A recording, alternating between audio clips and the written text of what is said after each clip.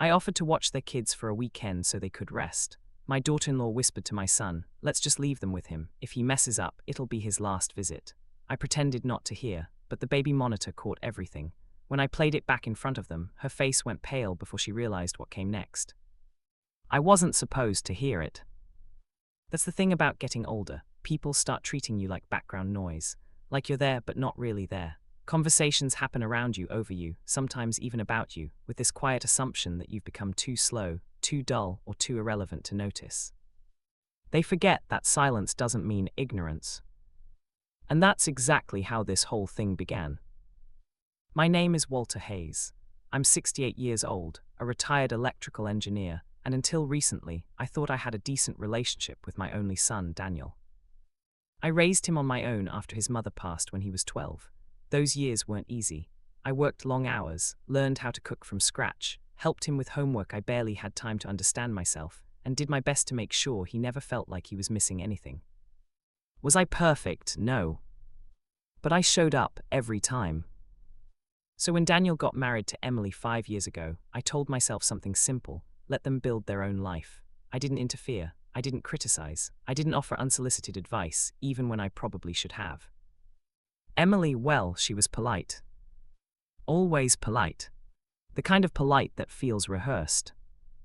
She smiled, she said the right things, she thanked me for gifts, but there was always something underneath it, a distance, like she had already decided who I was before I ever opened my mouth. Still, I tried. Because when my grandson Liam was born, everything shifted for me. Liam was everything. Small, loud, unpredictable, but when he wrapped his tiny fingers around mine for the first time, something in me settled in a way it hadn't in years. I saw Daniel again, the boy he used to be, and for a while I thought maybe this was my second chance to be part of a family again. But Emily had rules. A lot of rules. Some made sense: no sugar before 1 year old, strict nap schedules, specific bottles, specific routines. Some felt excessive. No screen time at all. Only organic, pre-approved food. No deviations from sleep schedule. It wasn't just the rules, it was the way they were delivered, like instructions to a babysitter she didn't quite trust. And maybe that was the problem. She didn't trust me. I didn't push. Instead, I waited. I visited when invited. I followed every rule, even when I knew from experience that Barbies weren't machines you could program. I kept my opinions to myself. And slowly, very slowly, I noticed something else. They were tired. Not just tired, exhausted.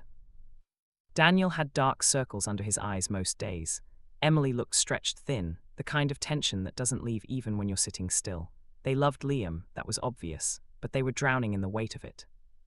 So one evening, after dinner, I made a simple offer.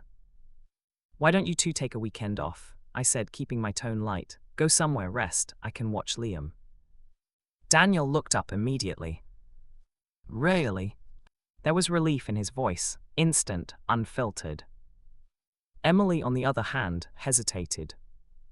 It was subtle, a fraction of a second, but I saw it. "Well, he's still on a strict routine," she said carefully, "and there's a lot to manage."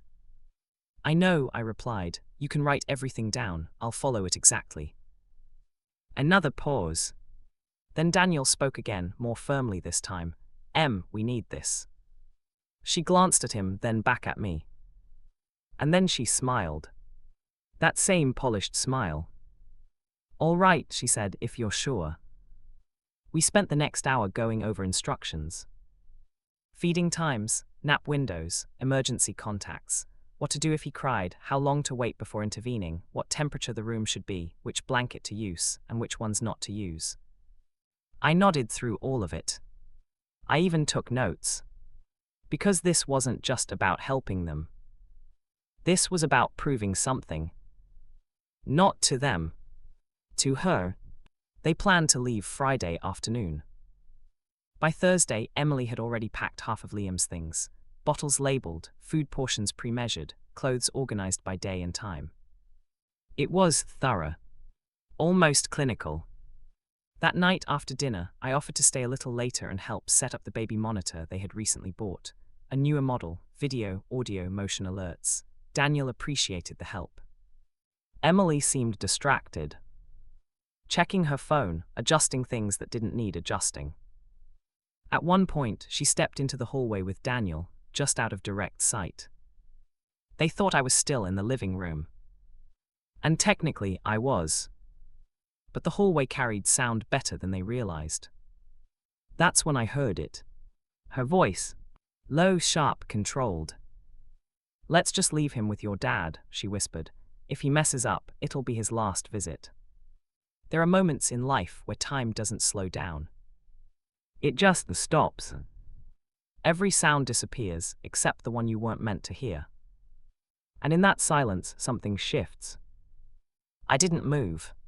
Didn't react. Didn't make a sound. Years of discipline, of learning when to speak and when to stay quiet, held me in place. But inside, something cold and precise settled in. Because that wasn't concern. That wasn't anxiety. That was a test. And not just any test. A trap. Daniel said something in response. I couldn't catch all of it. Something about giving me a chance, about how I'd raised him just fine. But Emily didn't argue. She didn't need to. She had already decided. I walked into the hallway a few seconds later, making just enough noise to suggest I hadn't heard a thing. "Monitors all set," I said calmly. "You'll be able to check in anytime." Emily turned to me and smiled. "Perfect," she said. I smiled back, because in that moment I understood something very clearly. She thought she was in control of the situation. She thought this weekend would prove her point. She thought she had already written the ending. She was wrong, because what she didn't know was that the baby monitor she insisted on setting up captured everything, and I knew exactly how to use it. I didn't sleep much that night. Not because I was worried about watching Liam. I had raised a child long before parenting came with instruction manuals and parenting blogs, but because of what I had heard. It replayed in my mind over and over again. If he messes up, it'll be his last visit. There was something deliberate about it, not frustration, not even doubt. Calculation. Emily wasn't just concerned I might make a mistake, she was waiting for it. Hopping for it. And that changed everything. By Friday afternoon, they were ready to leave. Daniel carried their bags to the car, while Emily did one last sweep of the house, checking things that had already been checked twice. I sat on the couch with Liam in my arms, gently rocking him while he stared up at me with that quiet curiosity Barbies have, like they're trying to figure out who you are before deciding whether they trust you. "You and I are going to be just fine," I murmured. He blinked. "No complaints." "Good start." Emily walked in, eyes scanning the room one last time before landing on me.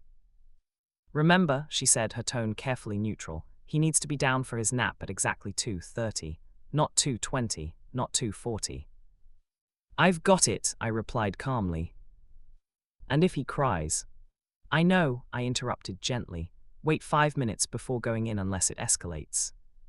She paused. Just for a second. Like she didn't expect me to remember. Then she nodded. "Okay." Daniel stepped inside, keys in hand.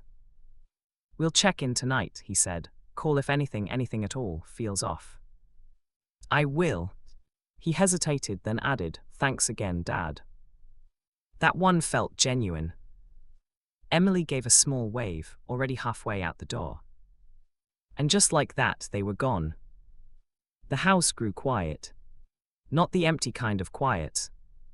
The watching kind. I stood there for a moment, listening. Not to Liam, he was content, but to the subtle hum of the baby monitor sitting on the shelf. A small device. Simple on the surface. But I knew better. I had installed it myself. And I had noticed something they hadn't. The monitor didn't just transmit live audio and video. It stored it. Locally. With timestamps. Clear, unedited, and most importantly, continuous. I hadn't planned anything when I first set it up. But after what I heard the night before, that changed. I gently placed Liam in his playpen and walked over to the monitor unit. A few taps. Settings. Storage. Playback. There it was. Hours of recorded footage. Including last night. I scrolled carefully, watching the timestamps until I found it. The hallway. The angle wasn't perfect, just a partial view, but the audio was crystal clear. I tapped play. Let's just leave him with your dad. Her voice. Soft, controlled. But unmistakable.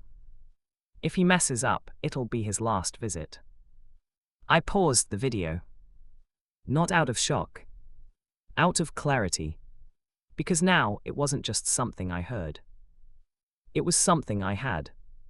I leaned back slightly, considering my next move. There were options. I could confront them immediately. Call Daniel, tell him what his wife said. But that would turn into a discussion, explanations, deflections.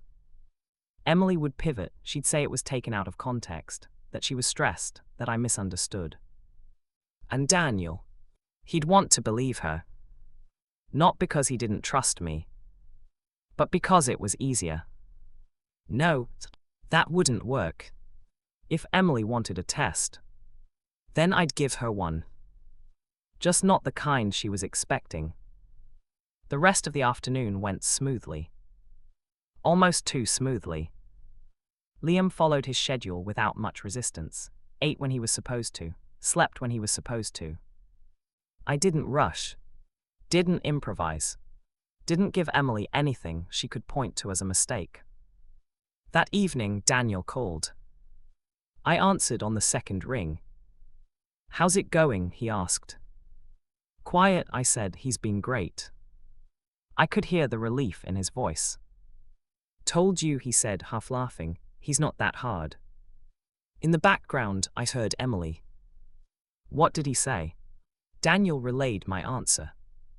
A pause. Then her voice again, slightly louder this time.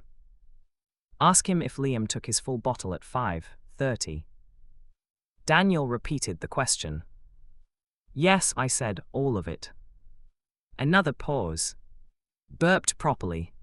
Yes. Diaper rash cream after the last change. Yes. The questions kept coming. Precise. Clinical. Like she was running through a checklist, hopping to catch something. Anything. I answered every single one. Calmly. Accurately. Without hesitation. Eventually, Daniel chuckled. Okay, I think he's got it, Em. Another pause. Then finally. All right, she said. But there was something in her tone. Not relief. Not satisfaction. Something closer to disappointment. After the call ended, I sat there for a moment, staring at the monitor screen.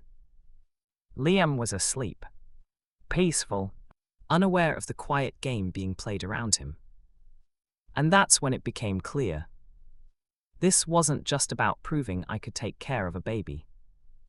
Emily didn't want reassurance. She wanted confirmation. Confirmation that I was exactly who she believed I was. A liability. A risk. Someone she could justify keeping at a distance. But here's the thing about assumptions. They only work when they go unchallenged. I looked back at the playback menu. At the recording. At the evidence sitting quietly in that small device. And for the first time since I heard her whisper, I smiled. Because the real betrayal wasn't what she said. It was what she planned. And by the time this weekend was over, she was going to learn something the hard way. By Saturday morning, I had established a rhythm with Liam that was almost hypnotic. He woke up around 7:00 a.m. as scheduled and immediately started babbling softly in his crib. I was ready, bottle in hand, burp cloth over my shoulder, every movement precise, measured, unhurried. It wasn't just about following instructions anymore. It was about demonstrating mastery, quiet, methodical mastery, Emily had expected chaos. She had been counting on it, but what she got instead was calm, almost clinical competence. Breakfast came and went. Liam ate his oatmeal with the precision of a tiny, toothless connoisseur. He didn't spill, didn't protest, didn't flail his arms wildly like she might have anticipated. Every diaper change went smoothly. Every nap was timed perfectly. By mid-morning, I had the house so quiet you could hear a pin drop, except for Liam's soft humming. I made sure to document small successes in my own little mental log. 8:00 a.m., awake, fed, happy. 8:45 a.m., playtime, no tantrums. 9:15 a.m., nap started on schedule. I wasn't showing off, but I was laying the groundwork. Meanwhile, outside of my careful bubble of order, I could sense the tension building in them. I had the baby monitor set up to stream to my phone and laptop in the study, where I could watch the audio and video feed in real time. For fun, I started checking the timestamps from the previous night again, listening carefully to Emily's whispered comments. Her words replayed like a sinister mantra. If he messes up, it'll be his last visit. The more I listened, the clearer it became. She wasn't just skeptical. She was actively hopping, actively waiting for me to fail. And the knowledge of that, well, it filled me with a strange, cold satisfaction. Not anger, not revenge yet, just awareness. Saturday afternoon came, and I decided it was time to let a little real life happen. I didn't do anything extreme, but I made sure the little details were just slightly off in ways only a parent could recognize. I put Liam's blanket in the crib, slightly folded the wrong way, harmless. Switched 2 baby socks, same size, different color, harmless. Slightly rearranged his toys to test his reaction, harmless. And I made sure it was all captured on the monitor. Then came the first real test, nap time. I waited until 2:32 p.m., 2 minutes late, just slightly late, nothing major, just enough to see if she noticed. I gently rocked Liam to sleep, humming softly, and watched the monitor.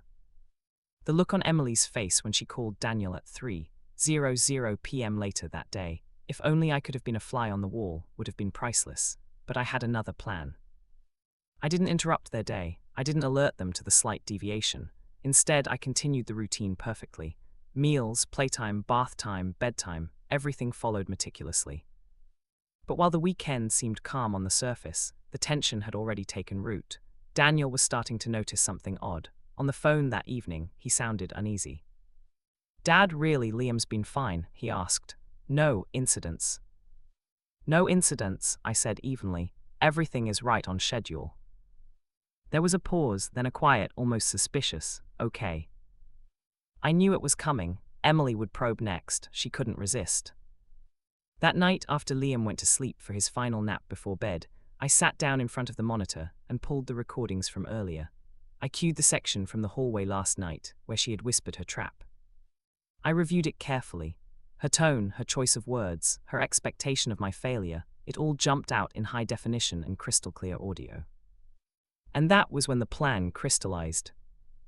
I wouldn't confront them directly. I wouldn't argue, explain, or justify myself. I would let the evidence speak. She would see it herself.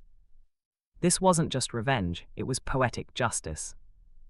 Because by Monday, when they returned from their weekend getaway, they would walk into a situation they couldn't control. And Emily, who had tried to manipulate and test me, would face the consequences of underestimating someone who knew how to wait, watch, and execute with precision.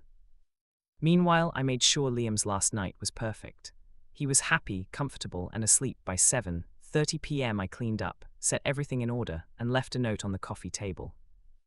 "Everything went smoothly. I'll see you tomorrow." No threats, no gloating, just calm, quiet inevitability. Because the most satisfying part of revenge, I had learned over the years, isn't rage. It's watching someone's assumptions collapse around them when they least expect it. And Emily's assumption that I would fail, well, it was about to shatter completely. By the time they returned Monday evening, I was ready, not anxious, not tense. I was patient, focused, quiet, calm. Emily walked in first, scanning the room, then Daniel. They paused. Everything looked normal, too normal. And that, my dear reader, is when I pulled out the monitor. Monday arrived like any other day. The weather was grey and damp, the kind of early spring drizzle that makes streets shine but chills your bones. I spent the morning doing ordinary things, tidying the house, straightening Liam's toys, double-checking bottles and blankets, but my mind was elsewhere. All weekend, I had been running scenarios, anticipating Emily's reaction, imagining the moment I would finally reveal the truth. I call it the awakening because that's what it felt like. A sudden, clear realization that I could do more than simply endure her manipulations. I could control the narrative, not in an over-the-top, confrontational way, but with calm, surgical precision. Over the weekend, I had become almost invisible, following her rules down to the second. But I also observed patterns she hadn't considered.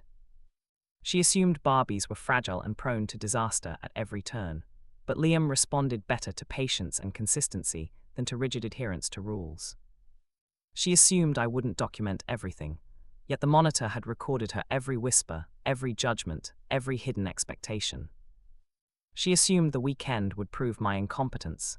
Instead, it proved the opposite. This is the moment in revenge where clarity settles in, when the target thinks they're in charge, and you quietly gather the tools to dismantle that illusion. By the time Daniel and Emily returned, I was ready. I could feel it in the tension of the air, the subtle shift when the front door clicked shut behind them. Daniel carried their luggage, Emily followed, scanning the house with a practiced, critical eye. She didn't know she was about to walk straight into a trap built on her own words. I greeted them warmly. "Welcome back," I said. Liam was napping in his crib, the house immaculate. Everything went perfectly. Emily's eyes narrowed slightly. "Really?" "Yes," I replied evenly. "Every bottle, every diaper, every nap, all on schedule." Her lips tightened. She had expected chaos, expected me to make a mistake, but there was none. And in that realization, a flicker of panic crossed her face, quiet, fleeting, but there. I gestured toward the monitor setup. "Actually, I thought you might like to see the weekend from start to finish," I said, calm and deliberate. Emily blinked. What do you mean?" "I mean," I continued, "everything was recorded. Every moment, every decision, every whisper you made before you left. The monitor captured it all." Her face went pale. Daniel looked from me to her, confused. What do you mean?" he asked cautiously. I picked up the remote and cued the playback from Friday night, precisely the moment I had heard her whisper in the hallway. The screen flickered to life, showing a partial view of the hallway and in crisp audio her voice. "Let's just leave him with your dad. If he messes up, it'll be his last visit." Emily froze. Daniel's eyes widened. The words hung in the air, undeniable, unedited. There was no context in which they could be reinterpreted, no plausible excuse, no polite spin. Emily opened her mouth, then closed it. Her rehearsed defenses, her practiced calm, vanished. Her face paled further as she realized what was coming. I paused the video. The room was silent, except for Liam's soft breathing in the next room. "You see," I said softly, "I didn't mess up, not once. I followed your instructions exactly. I documented everything. And you tried to test me, hoped I would fail, and left your own words as proof." Daniel looked between us, trying to bridge the gap. I. "No, Daniel," I interrupted gently. "This isn't a debate, it's evidence. She set a trap and I walked through it, calmly, competently, and the result is clear." Emily's eyes flicked back to the monitor, then down at her hands. The color drained completely from her face. She realized she had underestimated me. She realized that her manipulative whisper, meant to control the situation, had been preserved for the world, or at least for us to see. The awakening in this moment wasn't just mine. It was hers. She realized that the person she thought she could manipulate, control, or intimidate was capable of far more than she had ever imagined. And I realized something else as I watched her falter. This wasn't just revenge. This was a lesson, a boundary, a declaration that I wasn't to be underestimated, nor treated as irrelevant. My patience, my skill, my knowledge, years of living, of observing, of enduring, were not weaknesses. They were tools.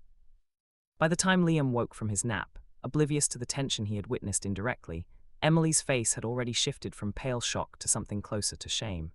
She had underestimated a man who had devoted decades to care, precision, and understanding of human nature, and she was paying the price for it. The awakening wasn't just about the plan taking shape.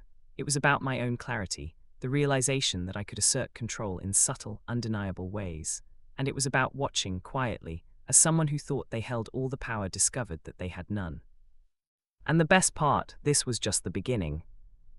I had waited years for this, not for revenge exactly, but for the chance to show that patience, precision, and observation could outmatch arrogance and manipulation. Emily had underestimated me. She had whispered her trap, confident that I would stumble, confident that I would fail. But she didn't account for one thing. I had been watching, waiting, and learning how to control the situation without raising suspicion. The execution had to be subtle, it had to be undeniable, and it had to be absolutely satisfying. I started with the monitor. The first step wasn't confrontation, it was proof. I cued the audio from Friday night and Saturday morning, then showed Daniel and Emily the playback in segments. I didn't speak over it. I let her words, clear and deliberate, float in the room. "Let's just leave him with your dad. If he messes up, it'll be his last visit." I paused, letting the silence settle. Emily's face went pale again, but this time she couldn't pretend. She couldn't redirect or deflect. Daniel, for the first time, looked at her with the faintest trace of doubt. Then came the subtle adjustments. I didn't have to exaggerate. The weekend had already gone flawlessly, but I added small, calculated reminders that her assumptions were flawed. I printed a detailed log of every feeding, nap, diaper change, and play session with timestamps. I documented every small deviation from her rigid schedule and noted how it didn't affect Liam at all.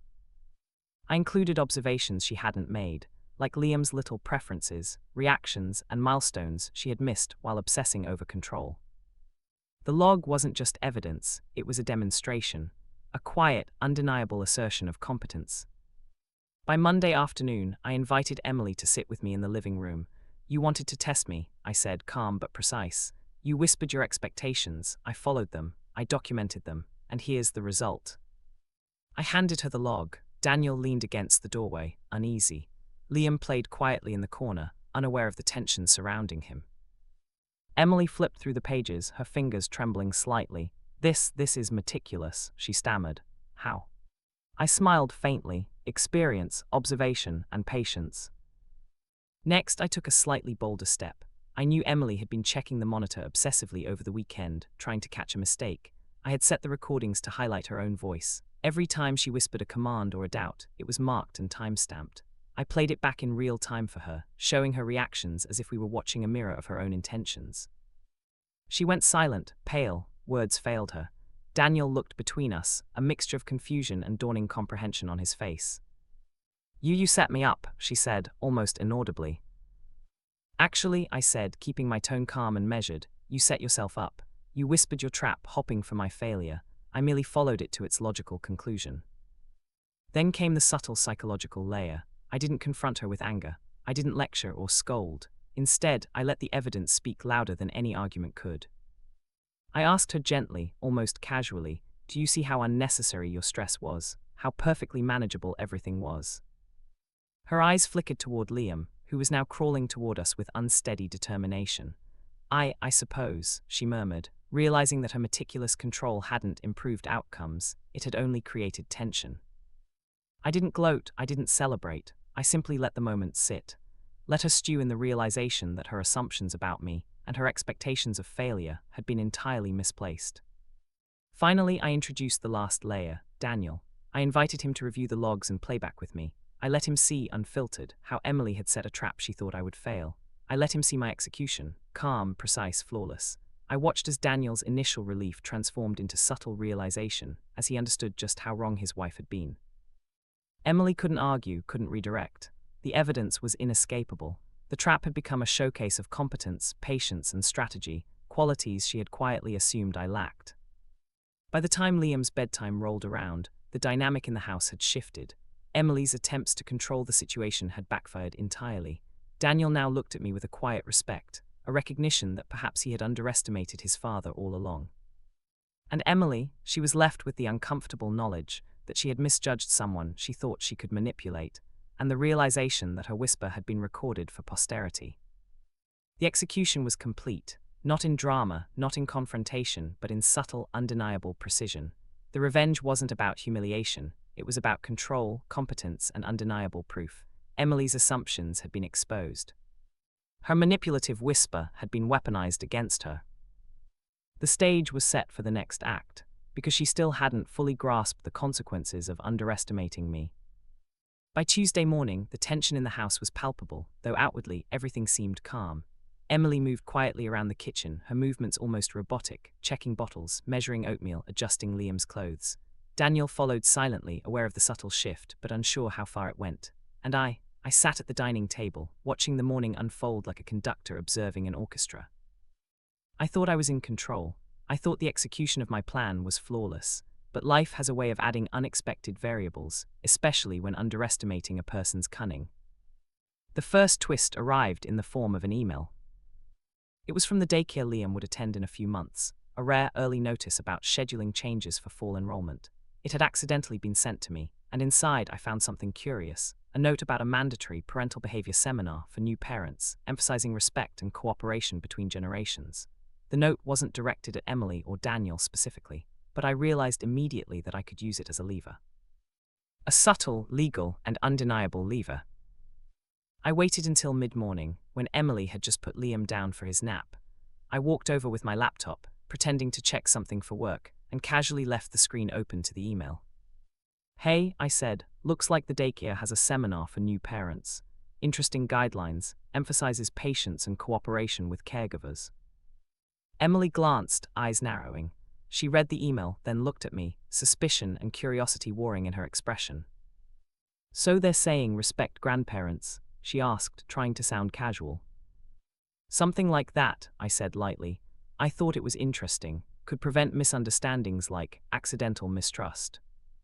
Her lips tightened. The subtle panic I had sensed before was now tinged with fear. She realized this could make her words, her whisper, her trap, a matter of record. Then I introduced the second layer of the twist, the playback. I casually pulled up the monitor footage from Friday night again, letting it sit on the screen. Emily's voice echoed, clear and undeniable. "Let's just leave him with your dad. If he messes up, it'll be his last visit." She froze. The email in front of her added an unspoken weight to the evidence. This wasn't just a personal betrayal. It could now be interpreted as part of a pattern of distrust and manipulation, precisely the behavior the daycare seminar was designed to address. Daniel again watched quietly, piecing together the layers. Emily's face went pale, but before she could defend herself, the twist deepened. I didn't push, I didn't lecture, I simply smiled. "Funny how things work out," I said, "when your own words and the rules of the world align perfectly." Her fingers trembled slightly as she closed the email. You saved all this." "Of course," I replied. "It's all recorded. Timestamps, audio, video, documentation. Every word, every expectation, every whispered trap." The room fell silent. Liam's soft humming came from the nursery, a stark contrast to the tension. Emily's mind raced, realizing that every attempt to control or manipulate had been catalogued, waiting to be used strategically. This first twist wasn't just about proving I was competent. It was about forcing her into a position she had never anticipated. She had played a game expecting victory, only to discover that the rules had already shifted beneath her feet. She thought she was in control. She thought she had tested me. She had done neither. And now, with the email, the monitor, and her own words, she was trapped in a situation where every move could only expose her further. The twist hit hardest when she realized. She had assumed I would act impulsively, emotionally, or rashly. Instead, I had waited, collected evidence, and leveraged systems she hadn't even considered. And now, the advantage had shifted irreversibly. For the first time that weekend, I saw fear, not loud panic, not yelling, but quiet, creeping fear. She knew her assumptions had failed. She knew that her plan, the whispered trap, and her sense of superiority had been completely dismantled.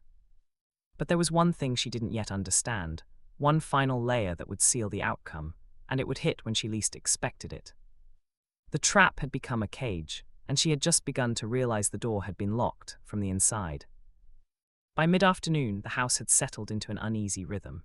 Liam played quietly, occasionally crawling over to me for a toy or a smile. Daniel hovered in the kitchen, still uncertain, still processing the evidence I had presented. And Emily moved like someone walking on glass, careful not to disturb anything, fearful of leaving a trace of her previous arrogance. That's when the turning point arrived. It wasn't dramatic. There was no yelling, no confrontation. It was subtle, almost imperceptible, like a shift in the air that you notice only after it has fully happened. Emily had assumed she controlled the narrative. She had whispered her trap, confident that I would fail. Now she understood that the narrative was mine to command.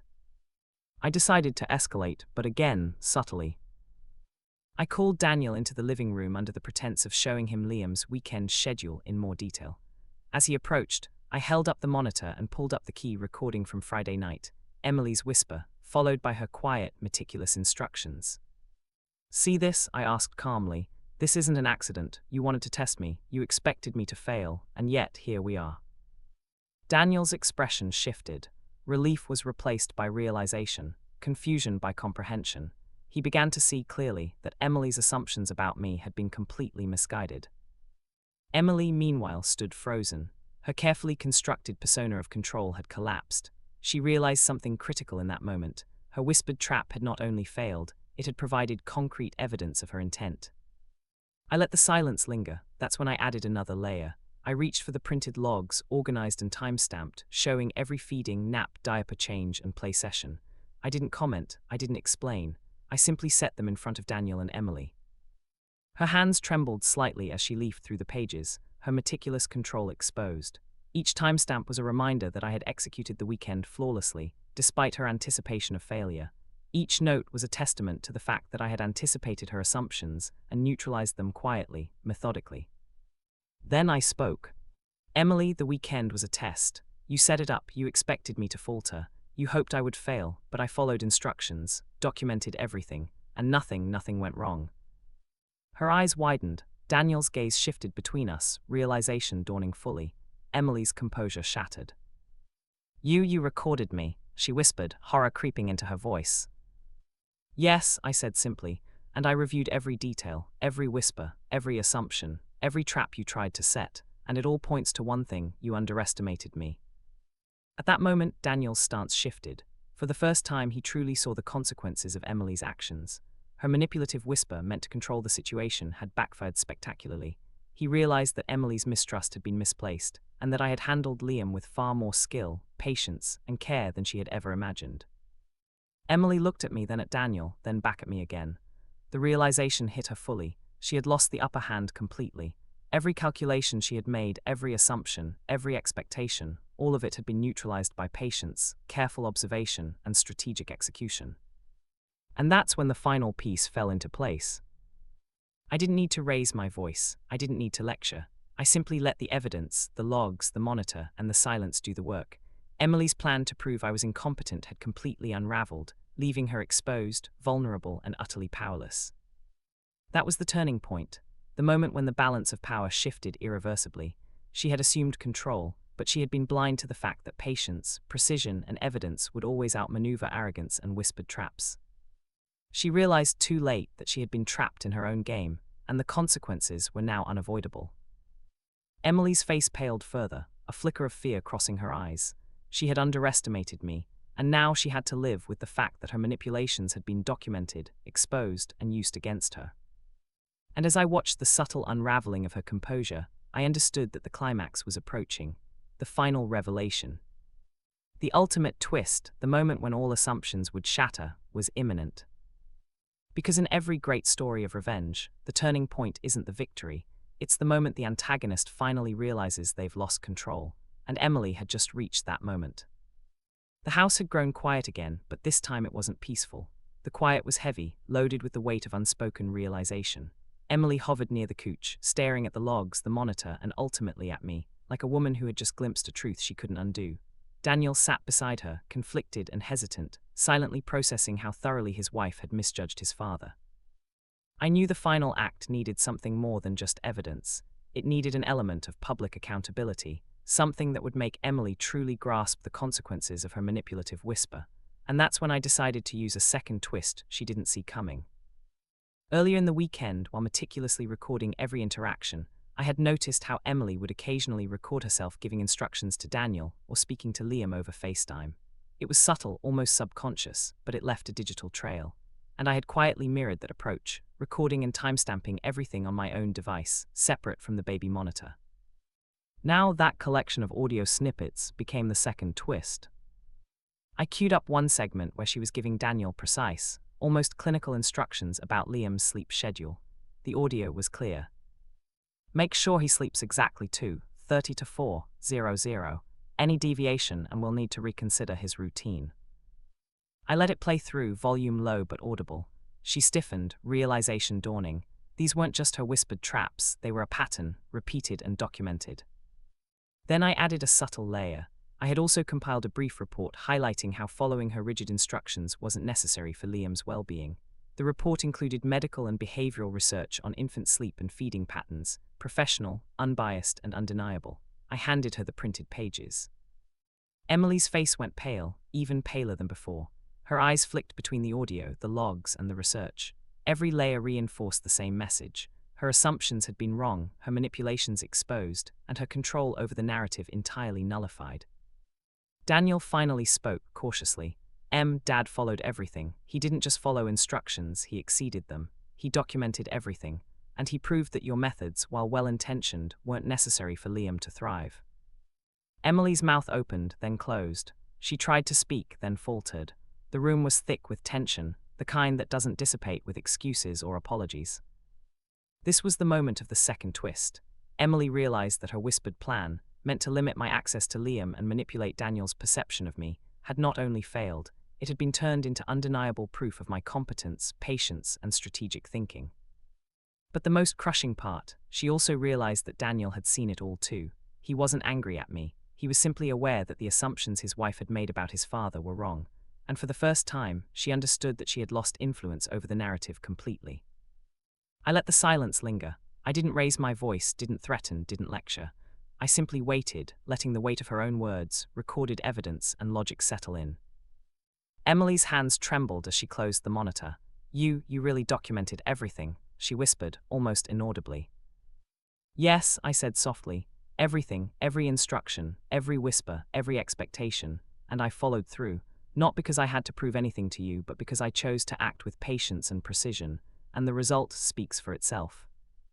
The second twist hit hardest because it wasn't just about the weekend. It was about the realization that Emily's attempt to manipulate and control had created a record that could be referenced indefinitely.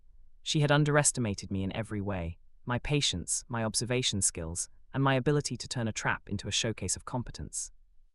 By the time Liam stirred from his nap, crawling over to me with that innocent curiosity that only children possess, Emily's composure had fully collapsed.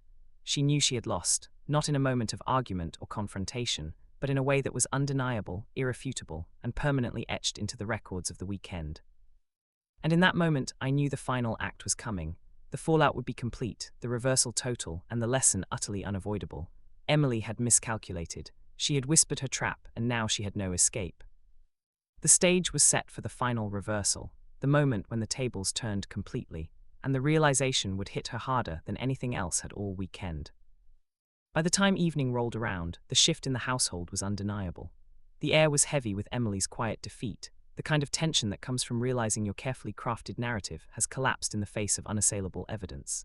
Liam, blissfully unaware of the power dynamics surrounding him, played quietly on the rug, occasionally glancing up at me as though to confirm that yes, I was still there, and yes, everything was perfectly fine. Emily avoided my gaze. Daniel, on the other hand, watched carefully, processing the events of the weekend. For him, this was a slow revelation. The man he had grown up with, the father he sometimes underestimated, had executed a plan with precision, patience, and psychological acuity. And Emily, once so confident, was now confronted with undeniable proof of her misjudgment. I decided it was time for the final step, the fallout fully reversed. Subtle, undeniable, and permanent, I wanted Emily to experience the full weight of her miscalculation. First, I presented the weekend logs, neatly compiled, time-stamped, and annotated with every detail of Liam's care. Not a single error, not a single deviation that mattered. I let her read each page slowly, every line reinforcing her failure to anticipate my competence. Then I added the monitor footage, organized in chronological order. From Friday night to Sunday evening, every whispered instruction she had given, every instruction to Daniel, every calculated trap, recorded and replayed without interruption. No edits, no omissions, just pure evidence. As she watched, her posture slumped. Her carefully rehearsed defenses, her polite deflections, her claims of stress, her justifications, vanished. Every argument she might have made evaporated in the face of concrete proof. Daniel finally spoke, quietly but firmly. I think you need to see this. Dad didn't just follow instructions, he anticipated them. He handled Liam perfectly, every step, every detail. And it wasn't just that he managed, he excelled. You underestimated him." Emily's eyes filled with a mix of disbelief and shame. She had assumed the weekend would expose my incompetence. Instead, it had exposed her own misjudgment. Her whispered threat, meant to intimidate me, had become her undoing. And then came the final layer, the mic drop moment. I leaned forward slightly, keeping my tone calm, deliberate. You wanted to test me, Emily. You whispered a trap, expecting me to fail. Instead, I followed your instructions flawlessly. I documented everything. And now, your own words, your own expectations, are undeniable proof of what I've accomplished. Every doubt you planted has turned into evidence of your error. Her face went pale, the realization complete. She had no rebuttal. There was no deflection, no excuse, no escape. The weekend had turned the tables entirely. I didn't gloat, I didn't need to. The power shift was self-evident. Daniel looked at me with a quiet respect, a recognition of my patience and skill. Emily looked at the same evidence and saw only failure, her assumptions shattered, her manipulations exposed, and her authority undermined. Liam, meanwhile, reached up and grasped my finger, his innocent trust a stark contrast to the adult chaos around him. He didn't care about logs or whispers. He only cared that I had been present, steady and attentive, the way a grandparent should be. In that moment, the fallout was complete. Emily's carefully constructed control had been reversed entirely. The trap she had laid had turned into proof of my competence, and the power she had tried to wield over me had been neutralized permanently. I had anticipated her moves, documented them meticulously, and executed my plan quietly, flawlessly. Every whisper, every expectation, every manipulation she had tried to use against me had become her undoing. The reversal was total, the lesson unavoidable, and the table had turned completely. Liam yawned, stretching his tiny arms as if nothing had happened.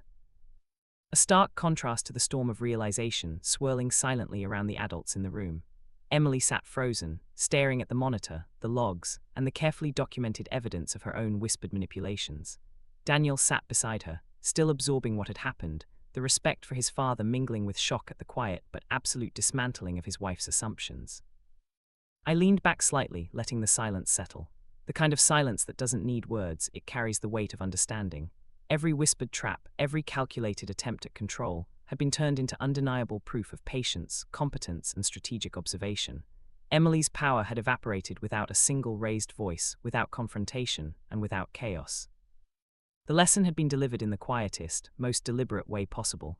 Respect and trust are not things you can manufacture with whispered threats.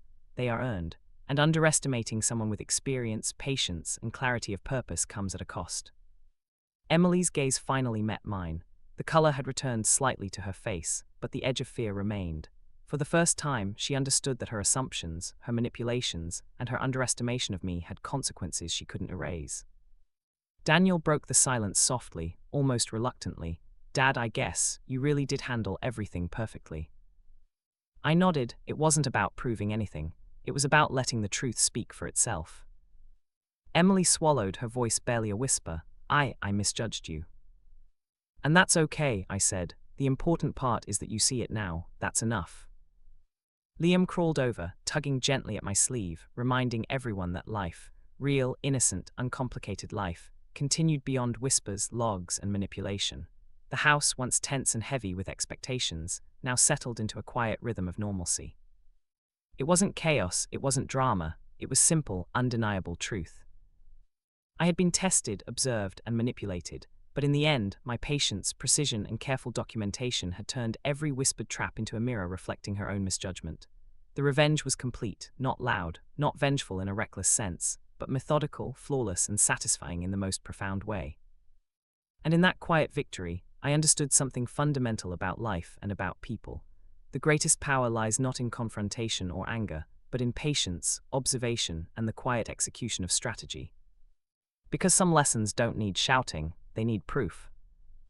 And some people need to hear their own words echo back at them to finally understand the truth.